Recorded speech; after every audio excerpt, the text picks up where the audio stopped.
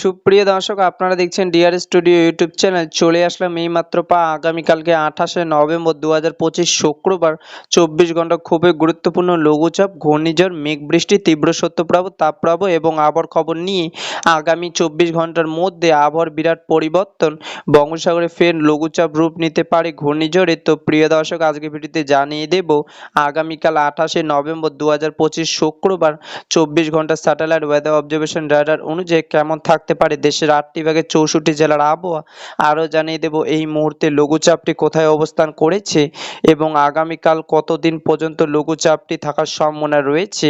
এবং ঘনীভূত হয়ে কোন দিকে অগ্রসর হতে পারে। তো প্রিয় দর্শক, এই বিষয়ে বিস্তারিত জানতে ভিডিওটি সম্পূর্ণ দেখুন এবং কমেন্টে জানিয়ে দিন আপনি দেশের কোন জেলা থেকে আজকের আমাদের খবরটি দেখছেন এবং প্রতিনিয়ত নিত্য নতুন আবহাওয়ার আপডেট পেতে ভিডিওটিতে একটি লাইক দিয়ে চ্যানেলটিকে সাবস্ক্রাইব করে পাশে থাকা বেল আইকনটি অন করে রাখুন। এবার জেনে নিই এক নজরে দর্শক, এবার সরাসরি চলে আসলাম স্যাটেলাইট বায়ুমণ্ডল চিত্রে এবং এই মুহূর্তে আগামীকালকে আবহাওয়ার পরিস্থিতি দেখতে পাচ্ছি। লঘুচাপটি ঘনীভূত হয়ে দক্ষিণ পশ্চিম বঙ্গোপসাগরে এবং শ্রীলঙ্কা উপকূলবর্তী অঞ্চলে অবস্থান করেছে এবং প্রিয় দর্শক, সাগরের দক্ষিণ পশ্চিম শ্রীলঙ্কা উপকূলবর্তী অঞ্চলে লঘুচাপটি ধীরে ধীরে বাংলাদেশ এবং ভারতে এবং হায়দ্রাবাদের দিকে অগ্রসর হয়ে আগামী 1 থেকে 2 ডিসেম্বরের মধ্যে আসার সম্ভাবনা রয়েছে। দর্শক, এবার সরাসরি চলে আসলাম মেঘ বৃষ্টির স্যাটেলাইট ওয়েদার চিত্রে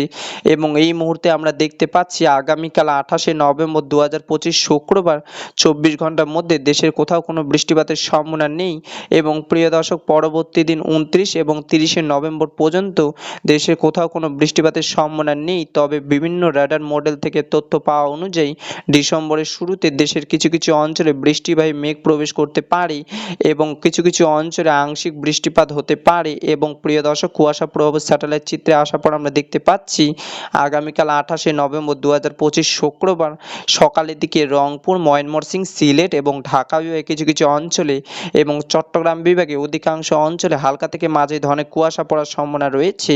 এবং প্রিয় দর্শক, শুক্রবার শেষ রাতের দিকে রংপুর, রাজশাহী এবং চট্টগ্রাম বিভাগের কিছু কিছু অঞ্চলে হালকা থেকে মাঝারি ধরনের কুয়াশা পড়ার সম্ভাবনা রয়েছে এবং প্রিয় দর্শক, তাপপ্রবাহ স্যাটেলাইট চিত্রে আসার পর আমরা দেখতে পাচ্ছি আগামীকাল শুক্রবার সকালের দিকে সর্বনিম্ন তাপমাত্রা থাকার সম্ভাবনা রয়েছে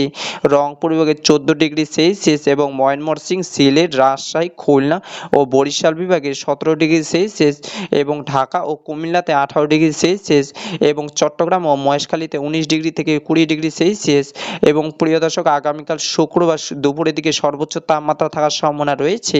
রংপুর, সিলেট, ঢাকা, কুমিল্লা ও চট্টগ্রাম বিভাগে 28 ডিগ্রি সেলসিয়াস এবং বরিশাল, খুলনা ও রাজশাহী বিভাগে 27 ডিগ্রি সেলসিয়াস এবং প্রিয় দর্শক, আগামীকাল শুক্রবার শেষ রাতের দিকে সর্বনিম্ন তাপমাত্রা থাকার সম্ভাবনা রয়েছে